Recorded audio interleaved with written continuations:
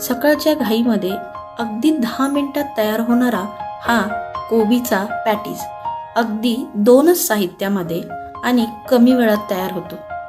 एकदा ही patties try करा, सगळे बोटं चाकत राहतील. अगदी कमी साहित्यात तयार होणारा झटपट स्नॅक्स वेळ न लावता आपण रेसिपीला सुरुवात करूया.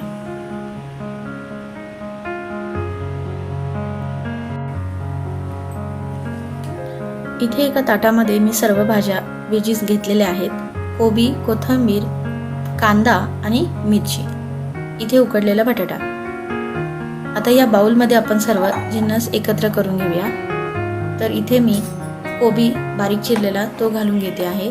एक बारीक चिरलेला कांदा तो घालते. त्यानंतर बारीक चिरलेली कोथिंबीर, बारीक चिरलेला कोबी एकदम बारीक चिरून घ्यायचा, कारण की पॅटीस आपलं व्यवस्थित बनलं पाहिजे. चवीनुसार मिरची थोडी बेताने घालायची, कारण की नंतर पण आपण लाल तिखट घालणार आहोत. तर इथे उकडलेला बटाटा घालणार आहोत.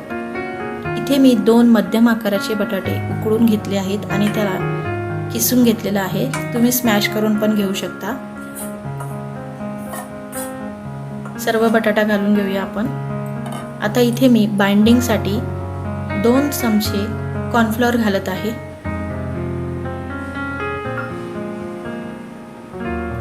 आता घरातले बेसिक मसाले, धने पावडर, लाल मिरची पावडर, हळद आणि चाट मसाला. तर आता हे सर्व आपण एकजीव करून घेऊया. याला पाणी घालायची गरज नाही, कारण की बटाट्याचा ओलावा असतो, त्यामुळे सर्व व्यवस्थित एकजीव होतं. आता आपण हे मळून घेतलं आहे. चवीनुसार मीठ घालूया. पुन्हा मळून घेऊया. आता याचे तुम्हाला पॅटीस तुमच्या हव्या आकारामध्ये, म्हणजे तुम्ही गोल, ओव्हल शेपमध्ये, अंडाकार किंवा हार्ट शेपमध्ये सुद्धा करू शकता. इथे मी गोल आकारामध्ये पॅटीस करून घेत आहे. पॅटीस करेपर्यंत आपण गॅसवरती पॅन गरम करायला ठेवायचा आणि इकडे पॅटीस करून घ्यायचे, म्हणजे आपला वेळसुद्धा वाचतो. अशा पद्धतीने सर्व पॅटीस मी गोल आकारामध्ये करून घेते आहे. तुम्हाला हवा तो आकार तुम्ही करू शकता, लांबूळ का किंवा गोल किंवा हार्ट शेपमध्ये. पॅटीस आपले तयार आहेत.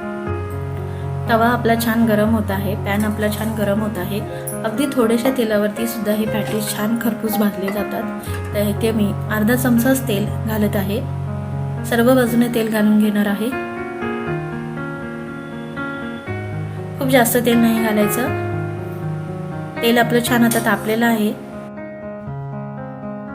तर आता हे आपण पॅटीस घालून घेऊया. 1 बाय 1 करून एक पॅटीस मी इथे घालत आहे आणि सर्व पॅटीस मी तव्यावरती एकाच वेळेला घालून घेत आहे.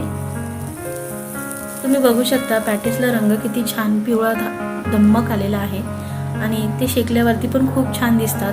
आता इथे एक पलटी करून घेते मी आणि छान एका बाजूने भाजलेले आहेत.